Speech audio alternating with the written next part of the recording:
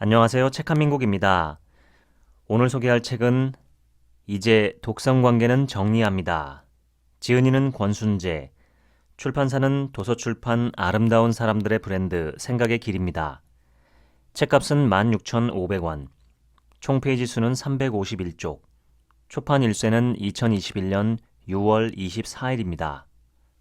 지은이 소개를 하겠습니다. 권순재, 정신건강의학과 전문의, 현 인천 세종병원 정신건강의학 과장 및 치매 전문 인지재활센터장, 정신의학의 이론과 연구들이 필요한 사람들의 곁에 쉽게 전해질 수 있도록 정신의학 신문, 영화 속 마음을 읽다를 시작으로 다양한 매체의 기고 활동을 하고 있으며 현재는 EBS FM 라디오 이희경의 5천만의 생활경제의 수요일 코너인 마음 상담소를 통해 매주 청취자들과 함께하고 있다. 저서로는 약한 게 아니라 아팠던 것이다가 있다. 막 40대에 접어든 미혼 여성이 피로와 무기력감, 자살에 대한 유혹을 주 증상으로 찾아왔다. 공무원이라는 안정적인 직업을 갖고 있었고 연봉은 많지 않았지만 그녀가 만족스럽게 살아가기에는 충분했다. 공감 능력이나 사회성도 충분했고 그럼으로써 남들과도 좋은 관계를 유지했다. 자신의 목표를 위해 성실하게 노력해왔고 맡은 일은 책임감 있게 해내었다. 그녀의 문제는 주변 환경에 있었다. 일남 일녀 중 첫째로 태어난 그녀는 소위 한국의 전형적인 장녀였다. 아버지를 일찍이 사고로 잃은 그녀는 고등학생 때부터 집안의 기둥 역할을 맡아왔다. 자신의 정체성을 찾는 과정도 사춘기도 질풍노도의 시기도 그녀의 인생에는 없었다. 네가 빨리 자리를 잡아 어린 남동생을 경제적으로 도와줘야 한다라는 어머니의 말에 따라 청춘도 연애도 뒤로 하고 오직 안정된 직장을 잡는 것을 인생의 목표로 삼았다. 남동생이 재수, 삼수를 하는 동안 학원비는 언제나 그녀의 몫이었다. 대학에 합격하자 남동생은 그녀가 평생 엄두도 내보지 못한 어학연수를 다녀오기를 원했고 그 다음은 사업을 하기 원했다. 사업 비용은 어머니의 대출로 이루어졌고 어머니의 대출금은 당연하게도 그녀가 갚아나갔다. 동생의 결혼을 몇 개월 앞둔 어느 날이었다. 어머니의 다음 말은 그녀를 폭발하게 했다. 너희 아버지가 남겨준 아파트 있지? 그거 네 동생 신혼집으로 주기로 했다. 그래도 명색이 남잔데 집 한 칸은 해줘야 사돈 보기에도 체면이 서지. 기가 막힌 그녀가 그러면 어머니는 어디로 이사하실 거냐고 묻자 어머니는 당연한 듯 말했다. 너희 집으로 가면 되지. 이제 같이 나이 먹어가는 모녀간끼리 친구처럼 즐겁게 한번 살아보자. 그녀도 이번만큼은 참을 수가 없었다. 그러나 평생 자신의 모든 것을 가족들에게 나눠주던 그녀가 생애 처음으로 단 한 번 내본 반대 의견에 돌아온 것은 어머니의 순식간에 일그러진 얼굴과 폭언, 그리고 자신의 모든 기회와 돈을 빨대 꽂듯이 빨아가 버린 동생의 적반하장이었다. 불효녀, 욕심 많은 년, 내가 널 어떻게 키웠는데, 누나 왜 그렇게 엄마 힘들게 해? 와 같은 비난이었다. 몇 개월이 지났다. 그녀의 아버지가 남겨준 아파트는 동생이 신혼집으로 쓰고 있고 그녀의 어머니는 그녀의 집에 함께 살고 있다. 만나던 남자친구는 어머니의 반대로 헤어졌다. 그녀는 오늘도 자신의 것이 아닌 삶을 살고 있다. 그녀의 가족은 그녀에게 감사하는 마음도 부채의식도 죄책감도 느끼지 않는다. 우리는 모두 자신이 자유라는 것을 확신하며 살고 있지만 사실 인간의 정신은 쉽게 환경에 압도당한다. 사회적 동물인 인간에게 있어서 환경은 인간과 인간과의 관계 그 자체이다. 절대 끝나지 않은 불행을 가진 많은 사람을 관찰해 본 결과 나는 한 가지 사실을 알 수 있었다. 그들 주변에는 독성을 가진 관계가 있었다. 그 관계 안에서는 아무리 정신이 강한 인간이라 하더라도 무기력해지고 행복을 추구하려는 본능을 잃고 벗어날 생각도 하지 못한 채 주저앉아 고통에 신음하게 된다. 그리고 의외로 이러한 관계는 사기꾼이나 강도 등의 범죄 성향을 지닌 낯선 사람들이 아니라 생활을 같이 하는 친밀한 관계, 즉 가족, 연인, 친구, 직장 동료들에 의해 일어난다. 주변에 이러한 관계가 존재하는 것만으로 인간은 자신의 마음과 욕구를 제대로 볼 수 없게 되고 고통에서 벗어나는 것을 포기하게 되는데, 이러한 관계는 마치 독극물이나 세균처럼 인간의 정신을 파괴하는 동물과도 같은 역할을 한다. 나는 이렇게 한 인간의 정신의 독성을 퍼뜨리는 관계를 독성관계라고 부르기로 했다. 독성관계는 다른 정상적인 관계 사이에 자신을 숨긴다. 독성관계를 주도하는 이들은 정상적인 관계에서도 사람들은 어느 정도 갈등하고 상처받는다는 것을 핑계로 이 비정상적인 관계를 정상적이라고 주장한다. 벗어나야만 하는 관계가 있다. 그들에 대한 애정을 잃지 않고 지금의 고통과 부당함을 참고 견디다 보면 언젠가는 그들이 숨겨왔던 마음속 깊은 사랑을 꺼내 당신의 슬픔을 보상해주고 삶의 보람을 되찾아주는, 당신이 속으로 내심 기대해왔던 마법 같은 일은 절대 일어나지 않을 것이다. 당신에게 사랑을 품고 있는 사람은 지금 당신에게 사랑을 표현할 것이다. 지금 당신을 착취하고 불행하게 만드는 사람이 앞으로 당신을 사랑하는 일은 결코 없을 것이다. 만일 그 관계가 독성 관계라는 확신이 든다면 당신은 벗어나야만 한다. 읽는 이의 이해를 돕기 위해 독성 관계를 주도하며 상대방에게 독성 영향을 주고 조종하려는 개인을 주도자, 그리고 독성 관계에 종속되며 이 관계에 의해 조종당하고 피해를 보는 측을 희생자라고 명명하겠다. 독성 관계는 압도적인 힘의 차이가 있는 주도자와 희생자의 관계에서 일어난다. 부모와 자식, 스승과 제자, 선배와 후배, 상사와 부하 등이 그것이다. 독성 관계가 지속될수록 그 폭력의 정도는 심해지고 방법은 다양해진다. 폭력이 오랜 시간 동안 이루어지면 고문의 형태를 취하게 된다. 인간이 타인에게 폭력을 행사할 때 폭력을 행사하는 당사자에게는 폭력이 일정 정도를 넘지 못하게 만드는 일종의 심리적 마지노선과 같은 방어벽이 존재한다. 이 방어벽은 나쁘고 파괴적인 행동을 벌인다는 죄책감과 상대방이 자신과 똑같은 인간이기에 당연히 상상되는 만약 내가 저렇게 맞으면 나도 아프겠지 라고 생각하는 공감과 동정이 복합되어 형성된다. 그러나 독성관계의 지속은 오랜 시간에 걸쳐 주도자 측의 심리적 마지노선을 희석시키고 없애버린다. 그 결과 폭력의 정도가 인간이 인간에게 가하는 것이라기에는 너무나 잔인한 형태로 강화된다. 폭력의 물리적 정도만이 강화되는 것은 아니다. 폭력의 다양성 또한 강화된다. 정리하자면 힘의 우열이나 사회적 심리적 서열이 명확한 관계의 주도자와 희생자 사이에서 다른 통상적인 관계에서는 용납될 수 없는 고립되고 폭력적인 관계가 발생하며 그 폭력의 강도가 갈수록 심해지고 다양해지는 상황을 우리는 독성 관계라고 부른다. 독성 관계를 주도하는 사람의 정신 세계에서는 외부를 향한 활동이 두드러진다. 관계에 있어서 자신의 내면에 대한 성찰이 적고 상대방을 변화시키려는 시도는 크다. 이들이 사용하는 대표적인 방어 기제는 투사, 부정, 합리화이다. 투사란 바람직하지 못하고 용납될 수 없는 자기의 생각이나 충동을 남의 탓으로 돌리는 방어 기제를 의미한다. 부정이란 개인이 받아들이기에 버거운 외적 현실, 견딜 수 없는 생각과 충동 등을 마치 없는 것처럼 여기는 방어 기제이다.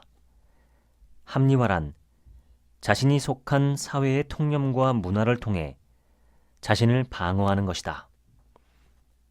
희생자는 관계의 모든 면에서 주도자에게 우선권을 빼앗긴다.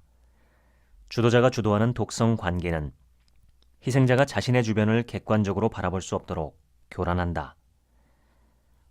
희생자의 정신적 특징은 우울증, 불안신경증, 외상후 스트레스 장애와 같은 질환이나 증상과도 같은 형태로 나타난다.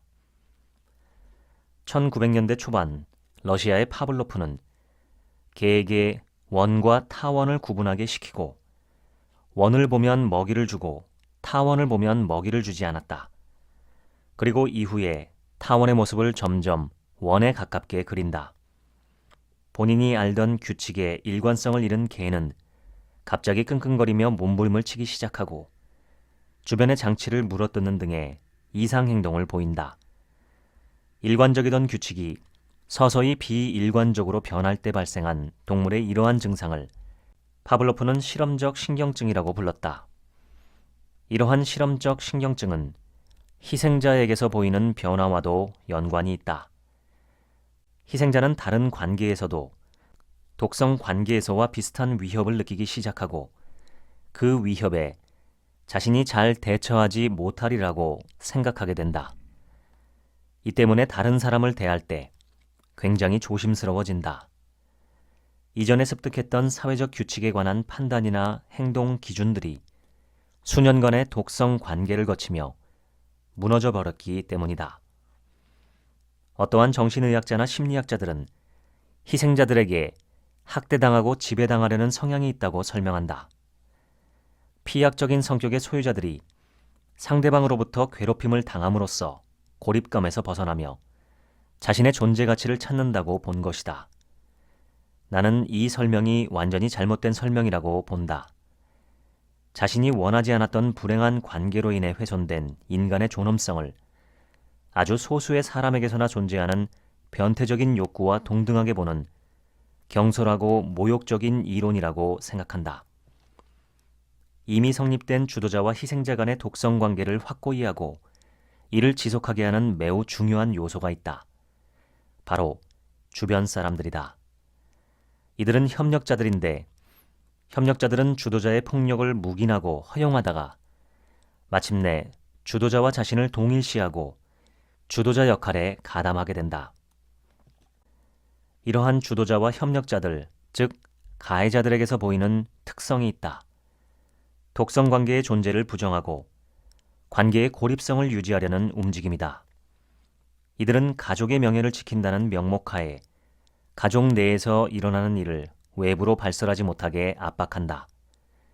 소위 말하는 동네 망신이다. 이러한 움직임은 역설적으로 한 가지를 증명한다.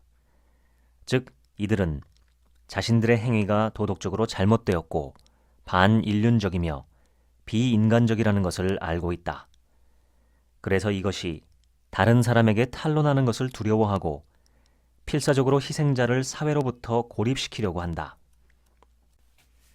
독성관계의 희생자들은 주도자들과 함께 있을 때 병적인 공포와 무력감을 느낀다. 이들은 자신의 생존이 주도자들에게 달려있다고 믿는다.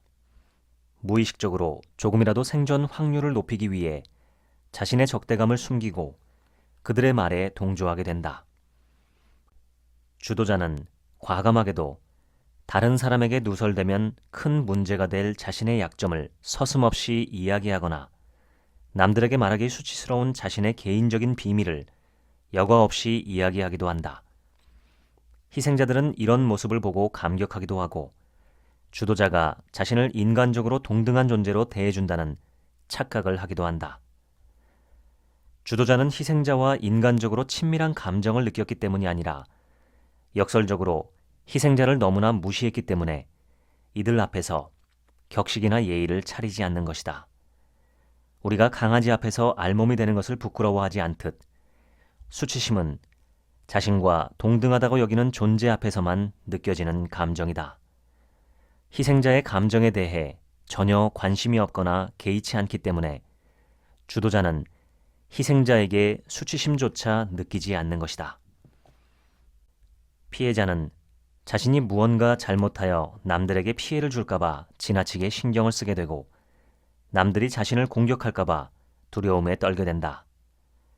이들의 내적 세상 속에서 잘못한 것은 언제나 자신이기 때문에 타인들의 공격이나 말이 부당하게 느껴지더라도 대항할 힘을 잃고 만다. 폐쇄된 독성 관계 하에서 고통받는 희생자가 극복을 위해 거쳐야 할 보편화 과정이 있다. 자신과 같은 상황이 남들에게 일어났다면 남들은 어떻게 행동할지 상상해 보는 것이다. 또는 남들이 자신과 같은 일을 겪는다면 나는 그들에게 뭐라고 조언해 줄지 생각해 보는 것이다. 자신의 상황을 보편화하는 과정을 통해 독성관계의 희생자는 자신에게 투사된 자신의 것이 아닌 감정에서 벗어나 당연시 여겨지던 독성관계 내에서의 비틀림을 아주 보편적인 시선에서 바라볼 수 있게 된다. 보편화는 자기 의심이라는 벽으로 둘러싸인 당신에게 벽 바깥을 볼 수 있게 해주는 디딤돌이 되어준다. 만일 다른 사람에게는 일어나지 않았을 일이 당신에게 일어났다면 당신의 주변 환경이 이상한 것이다. 다른 사람들이 일생에 한 번도 듣지 못할 폭언을 당신은 매일 듣는다면 그것은 당신이 잘못한 것이 아니라 그 말을 하는 사람이 잘못하는 것이다. 주도자들이 자신의 의도에 대해 어떻게 변명하건 간에 그 순간 그 장소에서의 그들의 말, 그들의 행동에 대해서 내가 받은 상처만을 생각하라. 자신이 한 행동의 결과가 아닌 동기만을 강조하는 사람들의 말을 더는 신뢰해서는 안 된다. 심한 말이나 행동을 해서 당신을 상처 입히고 이것이 사실은 당신을 위한 것이었음을 강변하는 사람들 또한 마찬가지이다. 스스로마저 속이는 그들의 합리화에 휘둘리지 말고 당신이 받은 슬픔과 분노를 조금만 더 신뢰하라. 남들이 자신의 행동에 뭐라고 이유를 붙이건 간에 당신만은 당신의 입장에 서야 한다. 분노의 표출은 희생자의 무기력을 정상적인 상태로 되돌리고 독성 관계를 막을 수 있는 첫걸음이다. 당신의 분노는 올바른 시기에 올바른 대상을 향해야 한다. 당신의 분노는 독성 관계의 주도자들을 향해야 하며 분노를 표출할 올바른 시기는 지금 당장이다. 빠르면 빠를수록 당신은 그 분노를 통제하기 쉬울 것이며 사회가 받아들일 수 있는 최대한 온건한 방식으로 표출될 것이다. 그들이 받아들이건 받아들이지 않건 당신의 의사를 확실히 전해야 한다. 당신이 더는 그들의 폭력과 폭언과 비인간적인 대접을 받아들일 수 없음을 확실히 전해야 한다. 물론 당신이 분노를 표현한 순간 당신은 매우 불편한 상황에 부닥칠 것이다. 하지만 독성관계가 인생의 모든 것을 황폐화시키는 것보다 100배는 나은 일이다. 단언컨대 독성관계를 끝낼 수 있는 평화로운 방법은 존재하지 않는다. 주도자들과 협력자들은 당신이 언제까지나 희생자로 남아있기를 원한다. 희생자가 더는 독성관계 안에 있지 않겠다고 선언하거나 독성관계의 분노를 표현하였을 때 주도자들이 보이는 반응은 대개 비슷하다. 이들은 철저히 독성관계의 존재 그 자체를 부정한다. 이들은 자신의 폭력과 폭언을 결코 기억하지 못한다. 이들은 희생자가 제 뜻에 따르지 않는 것에 대해 진심으로 분노하고 자신의 행동이 왜곡되게 받아들여지는 것에 대해 진정으로 억울해한다. 그러면서도 자신의 행동이나 말 하나하나를 되새기는 것 또한 강력하게 거부하며 분노한다. 정신의학의 눈으로 바라보면 명백히 병적인 반응이다. 자신의 폭력과 폭언을 기억하지 못하면서도 이들의 상처에 대해 언급하는 행위나 공감하도록 하는 시도를 거부하고 이에 분노하는 것은 주도자가 보이는 평가절하라는 방어기제 때문이다. 이들은 자신의 불안과 죄책감에서 벗어나기 위해 오랜 시간 동안 희생자를 이용하고 억압해왔다. 이들에게 있어서 희생자는 마음을 갖고 있지 않은, 그래서 배려할 필요가 없는 인간 이하의 존재여야만 한다. 이들이 보이는 공감에 대한 거부는 내가 하지 않은 일에 대해 누명을 씌우지 마시오라는 억울함보다는 이 하찮은 자와 나를 동등한 권리를 가진 인간으로 보다니 어떻게 그럴 수가 있는가라는 억울함이다. 2차 대전 당시 히틀러가 유대인을 대했던 방식이 이와 같았다. 진료실에서 한 주도자는 나에게 이렇게 외치기까지 했다. 어린아이에게 마음 그딴 건 없어. 있다고 하더라도 내가 원하지 않아. 선생이 뭔데 내 아들이 자기 뜻을 말하게 한단 말이오. 희생자들은 인간관계에서 거리의 개념을 상실한 상태이다. 주도자들이 끊임없이 희생자의 감정과 사생활의 경계를 무시하고 자신의 기분에 따라 희생자의 고유 영역에 마음대로 들어와 짓밟았기 때문이다. 따라서 희생자들은 누군가가 자신에게서 거리를 유지하려는 시도를 조금이라도 하면 이를 자신의 존재에 대한 부정이라고 생각하고 심각한 위기로 받아들인다. 인간과 인간의 관계는 백열전구의 스위치처럼 1과 0이 아니다. 하늘에 뜬 무지개처럼 어디까지가 빨강이고 어디까지가 보라색인지 구분하기 어려운 스펙트럼에 가깝다. 바람에 흔들리는 풀잎이 자신도 어쩔 수 없이 곁에 있는 다른 나무나 풀을 스치듯이 모든 인간은 곁에 있는 다른 인간의 곁을 조금씩 침범하며 또는 침범받으며 살아간다. 그래서 인간과 인간의 관계를 유지해 주는 것은 미안함이라는 감정과 용서라는 행위이다. 전세계약이나 상업 거래처럼 각서나 계약서로 맺어진 관계가 아닌 가족과 친구, 사제 간의 관계 등 추상적인 개념으로 묶여있는 모든 관계는 서로에 대한 미안함과 용서가 없이는 성립되지 않는다. 하지만 독성 관계에서는 그 미안함과 용서가 희생자에게만 있다. 그래, 부모 버린 놈이 얼마나 잘 살았는지 어디 한번 두고 보자. 우리도 너 같은 놈은 없는 셈 칠 거다. 이게 경찰까지 갈 일이야? 어떻게 둘이 좀 싸웠다고 남자친구를 고발할 수 있어? 너 같은 여자는 이제 내 쪽에서 사절이야. 희생자가 더는 자신들의 협박과 회유, 위협에 조종당하지 않는다는 것을 주도자와 협력자들이 깨닫는 순간 독성관계는 끝나게 된다. 이들이 희생자의 요구를 진정으로 받아들이고 개선된 형태로 관계를 유지하는 일은 존재하지 않는다. 독성관계란 그런 것이다. 감정은 결코 진통제나 지식으로 없어지지 않기 때문에 독성관계에서 벗어난 희생자들은 일상생활에서도 끊임없이 고통의 원인에 대해 분석하고 탐구하려는 경향이 있다. 소나 낙타와 같은 반추동물처럼 과거의 상처를 끄집어내어 계속해서 곱씹는다. 이러한 과정을 심리학에서도 똑같이 반추라고 한다. 이들은 현재를 보는 대신 과거로만 파고든다. 결과적으로 자신의 남은 인생마저 독성 관계가 심어놓은 독에 침식되며 불행해진다. 필요한 것은 과거를 파고드는 것이 아니라 현재를 진행시키는 것이다. 당신에게 일어났던 이 불행한 일을 받아들이자. 독성 관계로 인한 과거의 상처는 당신이 무언가 잘못했기 때문에 발생한 것이 아니다. 그것은 당신이 선택한 것이 아니었고 당신은 그러한 대접을 받아 마땅한 사람도 아니었다. 독성 관계에서 배울 점은 아무것도 없었고 당신이 반성할 점 또한 어느 것 하나 존재하지 않는다. 독성 관계에서 희생자의 인생은 주도자의 필요에 따라 소진되는 도구에 불과하다. 심지어 희생자의 전 인생을 바친 것임에도 불구하고 인정받지 못한다. 독성 관계의 생존자는 모두를 만족시킬 수 없다는 것을 인정하는 사람이다. 당장은 남들에게 좋지 않은 말을 듣더라도 진정으로 자신이 원하는 인생을 선택할 수 있다.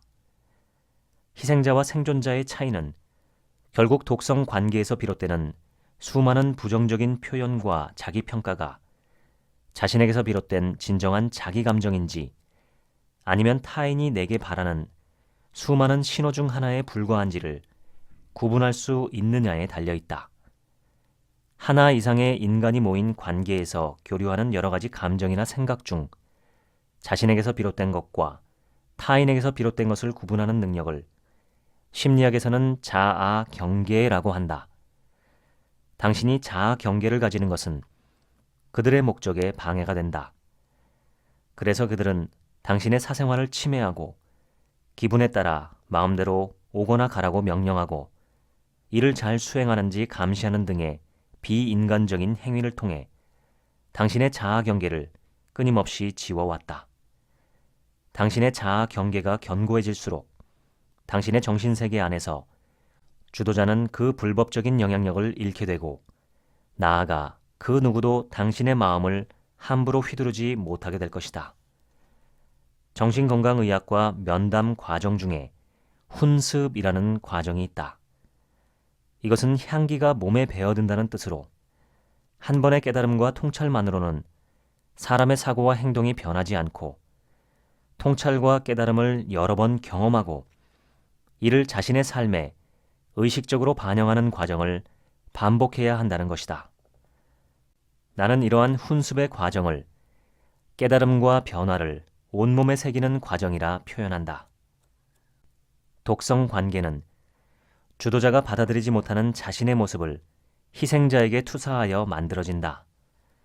그리고 주도자는 자신의 권력과 지위, 그리고 자신에게 동조하는 협력자를 이용해 주도자의 머릿속에 있는 병적인 생각을 현실로 만들어간다.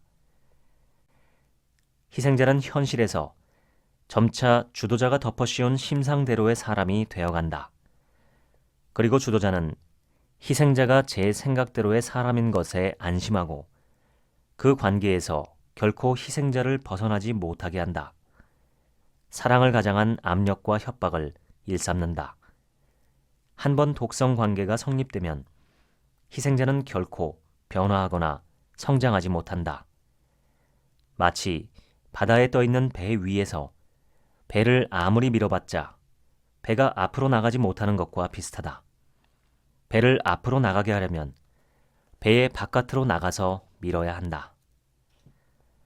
인간관계에서 그 독성이 일정 이상이라면 그 관계는 되돌리거나 개선을 시도하기보다는 거리를 두고 그 독성으로부터 최대한 벗어나야 함에도 우리는 특정한 밀접한 관계, 즉 가족, 친구, 연인, 선후배와 같은 관계에 있어서 벗어나거나 거리를 벌린다는 상상조차 하지 못하고 있다.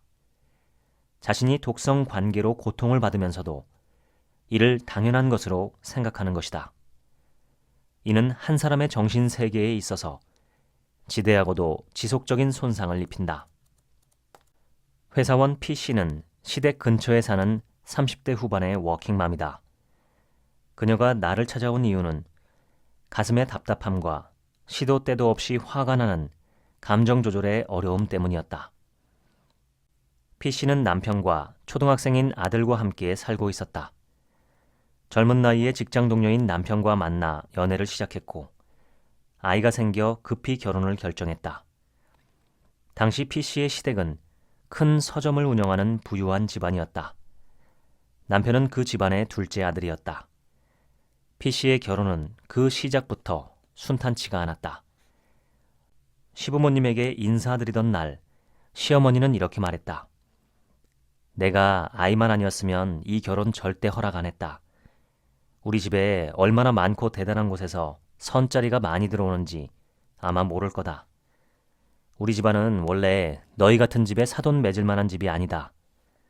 너희 동서되는 사람 집안 정도나 돼야지. 뭐 어쨌든 이제 와서 결혼을 안 시킬 수도 없고 내 아들 절대 기죽이지 말고 살거라. 본인도 젊었을 적 혹독한 시댁살이를 겪었다던 시어머니의 말이었다. 이것은 시작에 불과했다. 남편의 간절한 바람에 따라 신혼댁은 시댁 바로 근처에 정해졌다. 남편은 그녀가 일주일에 한 번은 자신의 부모님을 찾아뵙기를 바랐다. 맞벌이인 P씨 부부는 근무가 없는 매주 주말 저녁은 시부모님을 모시고 식사를 했다. 그것까지는 괜찮았다.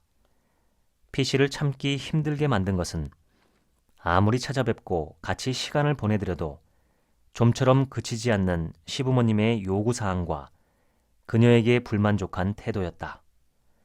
모든 집안의 대소사와 명절 준비는 당연히 그녀의 몫이었다. 시부모 두 사람 모두 P씨에게 수고한다거나 잘했다고 하는 등의 말 한마디 없었다.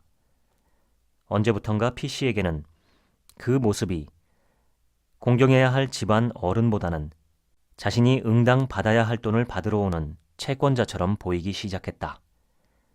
가정주부인 P씨의 손윗 동서는 멀리 살며 명절을 포함해 1년에 4번 시댁을 방문할 뿐이었다.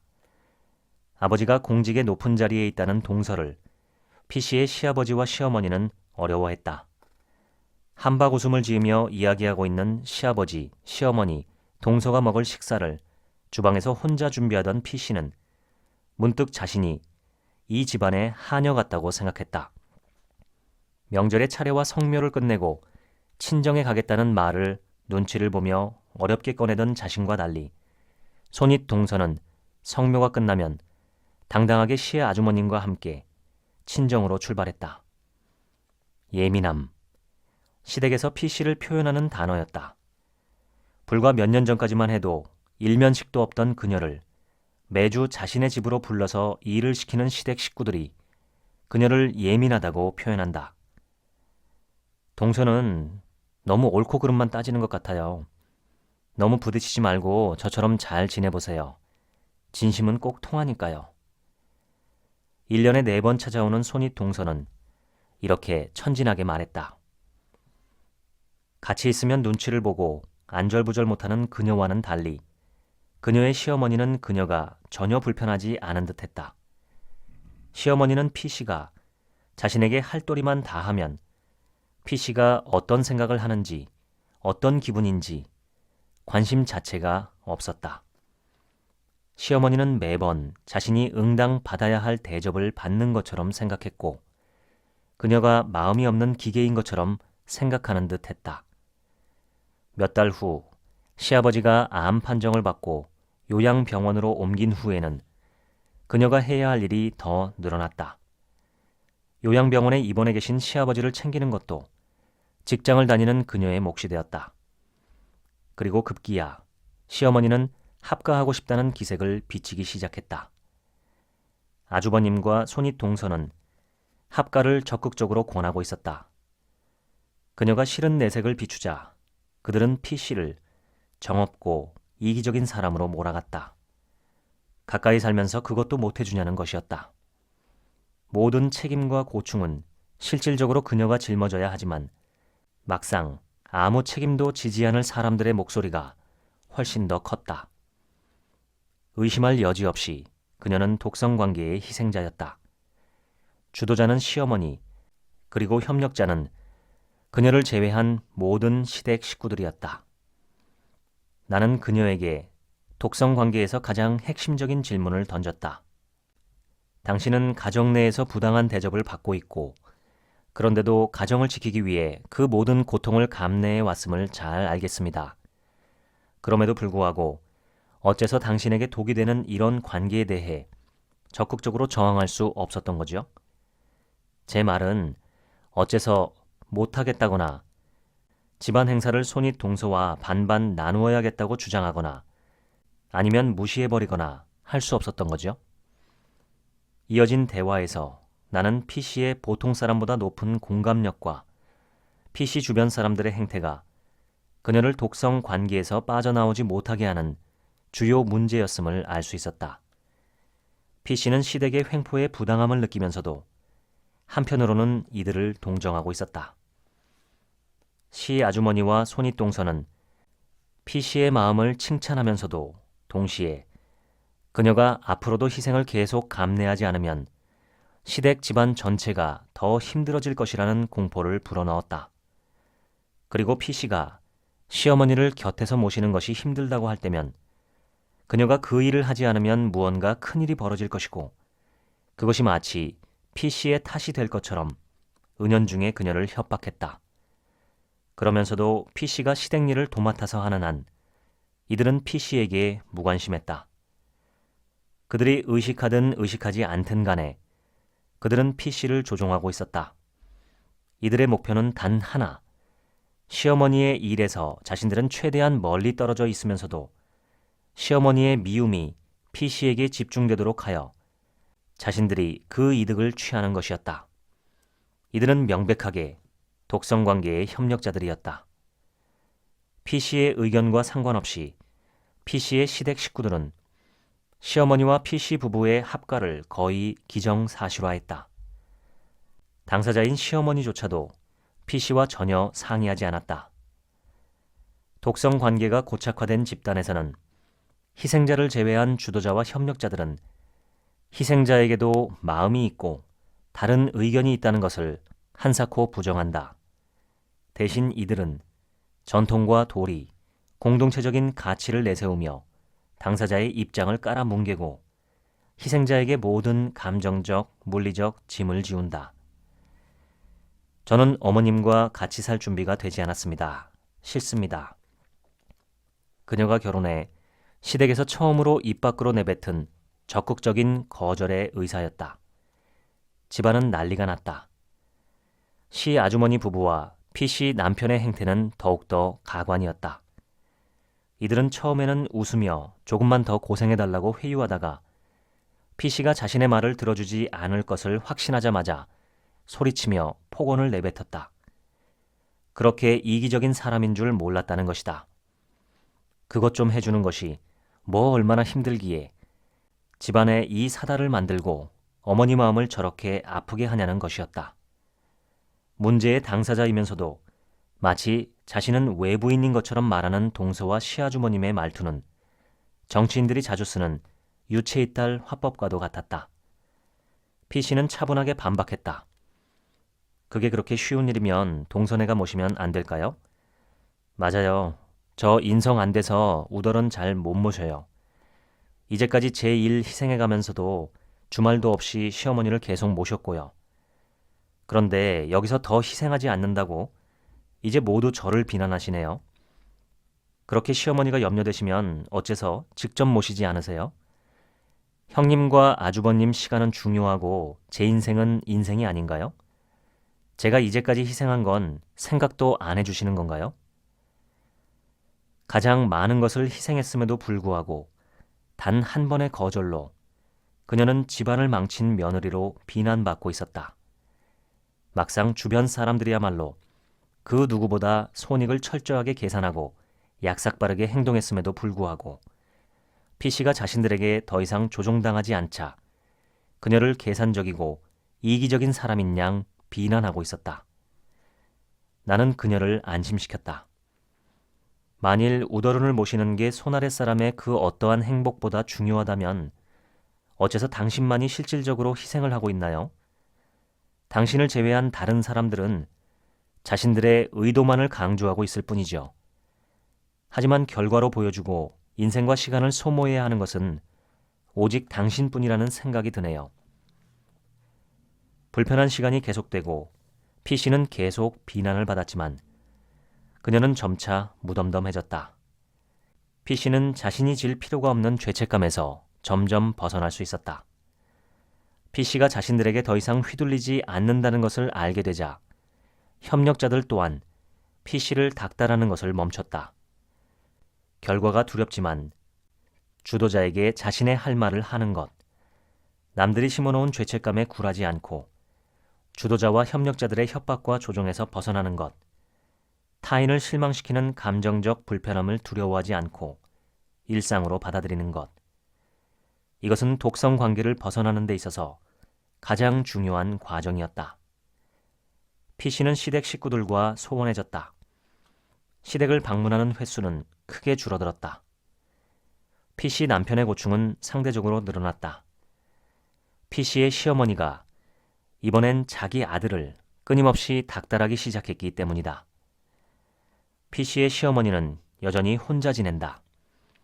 PC의 남편이 주저주저하며 정 불편하시면 첫째 아들 집에라도 가서 계시라고 권유했으나 첫째 아들 부부는 펄쩍 뛰었다. 시댁 식구들이 PC를 조종하려고 할 때만 해도 이들은 당장 시어머니를 모시지 않으면 큰일이 날 것처럼 호들갑을 떨었다. 그러나 PC가 시어머니를 모시지 않아도 예전처럼 매주 시어머니를 찾아뵙지 않아도 놀랄 만큼 아무 일도 일어나지 않았다. 입으로 그렇게 시어머니를 위했던 동서조차도 자신이 시어머니를 모실 수밖에 없게 되자 자신의 남편과 크게 싸웠다고 한다. 도리, 천륜, 효도, 시댁 식구들이 입에 달고 살았던 말을 막상 그들 스스로는 그 누구도 지키지 않는 것을 바라보며 피씨는 쓴웃음을 지었다. 피씨는 여전히 시댁에서는 못되고 이기적인 며느리이다. 그녀가 수년 동안 시어머니를 위해 한 일들은 처음부터 없었던 것처럼 되어버렸다. 그러나 피씨는 예전만큼 분노하지는 않는다. 그녀가 희생하든 그렇지 않든 간에 그들이 피씨의 마음과 감정을 헤아리거나 자기 일처럼 중히 여길 일은 결코 없을 것이라는 사실을 그녀는 받아들였다. 그녀는 더 이상 자신의 인생과 노력을 그들에게 바치지 않았다. 대신 그만큼의 노력을 그녀 자신과 사랑하는 이들을 위해 사용하기로 했다. 시댁 식구들은 예전만큼 그녀를 함부로 대하거나 그녀의 희생을 당연하게 여기지 못하게 되었다. 피씨는 자신이 너무 이기적이고 못된 며느리가 아닐지 걱정하기도 했다. 나는 여전히 흔들리는 그녀에게 말해주었다. 당신은 타인을 만족시키기 위해 사는 것이 아니고 타인도 당신을 만족시키기 위해 사는 것은 아니지요. 모두를 만족시키는 것은 불가능해요. 우리는 모두 누군가에게는 나쁜 사람이 될 수밖에 없지요. 먼저 나 자신과 사랑하는 사람들에게 좋은 사람이 되세요. 그리고도 마음에 여유가 있다면 그때서야 비로소 그 외의 사람들에게 좋은 사람이 되세요. 모두를 만족시키지 못하는 자신을 너무 미워하거나 슬퍼하지 마세요. 인간관계에 있어 폭력의 특징은 그 수위가 순식간에 강해지며 한 번 올라간 폭력의 수위는 쉽게 내려가지 않는다는 점이다. 폭력을 사용하는 가해자는 쉽게 폭력에 익숙해지고 횟수가 거듭될수록 폭력이 주는 죄책감에 무감각해지게 된다. 폭력으로 인해 희생자가 자신의 의견을 내는 것을 포기하고 주도자의 의견을 따르게 되는 것을 오히려 자신의 정당함을 뒷받침하는 증거로 착각한다. 일정 수위 이상의 폭력이 지속되는 관계에 있어서 주도자가 반드시 유지하려고 하는 것이 있다. 이들은 희생자와 고립된 장소에서 만나기를 원하며 자신이 희생자에게 하는 행동이 절대 외부에 들키지 않기를 원한다. 따라서 개방된 장소, 독성관계의 협력자가 아닌 제3자의 존재만으로도 폭력의 상당수는 예방된다. 주도자들은 어떠한 수를 써서라도 희생자와 단둘이서만 있고자 하고 만일 희생자가 자신과의 일을 제3자에게 알렸을 경우 수치심을 느끼며 심하게 분노한다. 이것은 곧 그들 스스로가 자신들의 행동이 정당하지 않고 자신들의 논리가 허무맹랑함을 그 누구보다도 잘 알고 있다는 뜻이다. 통쾌한 복수 따위는 존재하지 않는다. 내 케이스의 주인공들은 결코 자신의 주도자들을 몰아넣고 사과를 받아내지 않는다. 희생자에서 생존자가 된 이들은 언제나 주도자들을 뒤로 하고 자신의 삶을 향해 걸어나간다. 한 가지 알아두어야 할 것이 있다. 독성관계의 주도자는 언제나 자신의 말과 행동의 결과보다는 의도를 강조한다. 따라서 희생자로 하여금 자신의 행동에 반대하는 것은 자신의 좋은 의도에 반대하는 것과 동일시하도록 만들어 이에 대해 분노를 표현하는 것 자체를 마치 잘못된 일이거나 싸움을 거는 것으로 느끼도록 조종한다.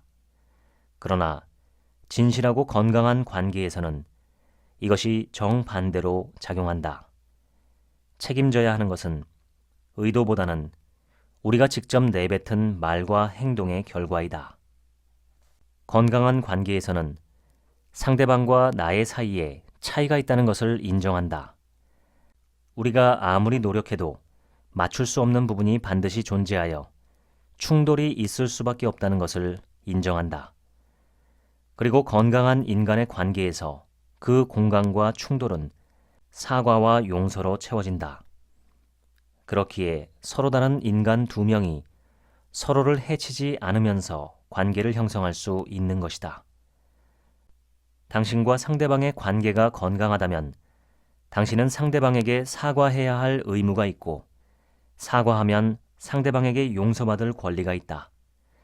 마찬가지로 당신은 상대방에게 사과받을 권리가 있고 용서를 해줄 의무 또한 존재한다. 스스로의 정신을 지켜야 할 의무에 충실하면서도 상대방과 이어지기 위해 만들어진 무언의 전제 조건이다. 따라서 누군가의 행동이 당신에게 분노를 유발한다면 그러한 감정이 올라온 즉시 당신이 아는 가장 친사회적이고 적절한 방법으로 분노를 표현하라. 잠깐, 방금 그 말 무슨 뜻으로 한 거예요? 라든지, 나에게 한 그 행동 다른 사람 앞에서도 할 수 있어요? 정도면 충분하다. 만일 당신과 상대방의 관계가 독성 관계가 아니라면 표현하면 표현할수록 관계는 편안하고 적절해질 것이다. 반대로 상대방이 당신에게 일어난 분노라는 감정 자체를 인정하지 않는다면 그 관계로부터 바로 빠져나와야 한다. 그 관계는 독성 관계가 될 가능성이 크다. 따라서 분노를 표현하라. 가급적이면 일찍. 당신 분노의 한가운데로 들어가 그 온도를 조절하는 방법을 익혀야 한다. 이것은 경험이 아니고서는 결코 배울 수가 없다. 물속에 들어가지 않으면 당신은 결코 수영을 배울 수 없듯 분노도 마찬가지이다. 그리고 분노의 표현이 적절하지 않았다고 느꼈다면 주저없이 사과하라. 거절과 분노와 사과는 자연스럽고 건강한 과정이다. 오히려 이것이 없거나 박탈당한 쪽이 훨씬 더 병들어 있다. 걱정하지 않아도 된다. 당신이 화를 내도 사과해도 세상은 끝나지 않는다. 독성 관계의 주도자들은 희생자에게 죄책감을 느끼지 않는다. 희생자에게만은 사과하거나 용서를 구하지도 않는다. 희생자와의 독성 관계의 변화를 이들은 마치 자신의 당연한 권리를 빼앗긴 것처럼 느낀다. 유일하게 이들이 용서를 구할 때는 자신의 행동이 만천하에 드러나 비난을 받을 때다. 심지어 그 상황에서도 희생자에게는 사과하지 않으려 한다. 정신의 성장은 주도자에게는 절대 일어나지 않는다. 주도자는 결코 바뀌지도 사과하지도 않는다. 당신은 그들을 만족시키기 위해 사는 것이 아니고 그들도 당신을 만족시키기 위해 살아가는 것은 아니다. 우연히 당신과 그들의 마음이 일치하면 더할 나위 없이 좋겠지만 그렇지 못할지라도 어쩔 수 없다.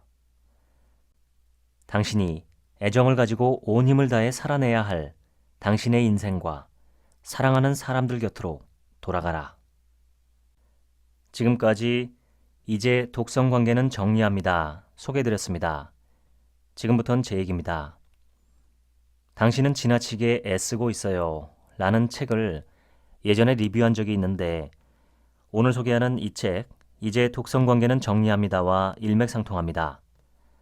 전자는 나르시시스트와 코디펜던트, 즉 공의존이라는 개념으로 악성 인간관계에 접근한 반면 오늘 소개한 후자는 독성 관계라고 하는 좀 더 포괄적인 표현을 사용했습니다. 나르시시스트, 즉 극단적인 자기의 성향이 있는 사람들은 전체 인구 대비 10% 정도라고 합니다. 10명 중 1명이니까 매우 많은 편입니다. 그런데 독성 관계를 다룬 오늘의 책을 보면 독성 관계의 가해자는 꼭 나르시시스트가 아니라 평범한 사람들입니다.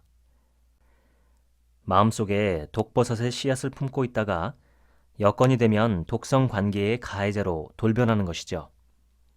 이런 사람들이 제 체감적으로도 10명에 1명 정도는 있었던 것 같습니다. 나르시시스트 성향이 강한 사람들이죠. 어쩌면 나르시시스트가 될 가능성은 누구에게나 있는 건지도 모르겠습니다. 상황과 기회가 주어지면 독버섯처럼 쑥쑥 자라는 것이죠. 제가 목격한 어느 집은 딸 둘, 아들 둘이었는데 어머니가 딸들은 노예처럼 부려먹고 돈도 뜯어내고 아들들은 왕처럼 대접하는 집이었습니다. 딸들은 각종 집안일과 부모님 봉양에 시간과 돈을 전폭적으로 부담하면서도 늘 무시와 냉대를 받았고 아들들은 아무것도 안 하고 오히려 부모로부터 경제적으로 지원을 받으면서도 전폭적인 인정과 칭찬을 받았습니다. 저도 아들이지만 옆에서 보기가 민망할 정도였고 말로 들었을 때는 믿기지 않을 정도였죠. 그저 옛날 분들의 아들 편애라고 생각했는데 지금 보니 이 책에 나오는 독성 관계였습니다. 이 책에서 말하는 독성 관계는 마치 인간관계 분야에서의 암과 같다고 느낍니다. 시간과 돈과 평온한 마음과 건강한 몸을 서서히 빼앗아갑니다. 이 책의 문장들은 상당히 쉽고 명료하게 쓰여졌습니다. 긴 문장도 참 많은데 전혀 난해하지 않고 머릿속에 착착 문장이 감기는 것처럼 아주 잘 썼습니다. 또한 어려운 개념도 거의 나오지 않고 굵직굵직한 실제 사례들을 바탕으로 썼기 때문에 내용 자체가 상당히 흥미롭습니다. 아쉬운 것은 제목인데 내용의 충실도에 비해 제목이 좀 약하다는 느낌이 듭니다. 비록 저자가 사용하긴 했지만 독성 관계라는 말 자체도 처음 듣는 말이고 이제 독성 관계는 정리합니다 정도가 아니라 좀 더 세게 표현해도 좋지 않았을까 합니다. 이 책에는 부록으로 독성 관계 점검표가 붙어 있습니다. 20개의 오지선다 문항에 답을 하면 현재 자신에게 어떤 독성 관계가 존재하는지 그 여부를 확인할 수 있습니다. 점검을 해보니 다행히 저는 현재 독성 관계가 없습니다. 인간관계에서 스트레스로 힘드신 분들은 이 책 꼭 한번 읽어보시기를 강력하게 추천합니다. 이 책에는 자존감이라는 단어가 나오질 않았지만 저는 이 책의 방법을 이용하면 자존감을 바로 세우는데 크게 도움이 될 거라고 확신합니다. 누구도 여러분의 삶을 함부로 좌지우지하도록 허락하지 않으시기를 바랍니다. 감사합니다.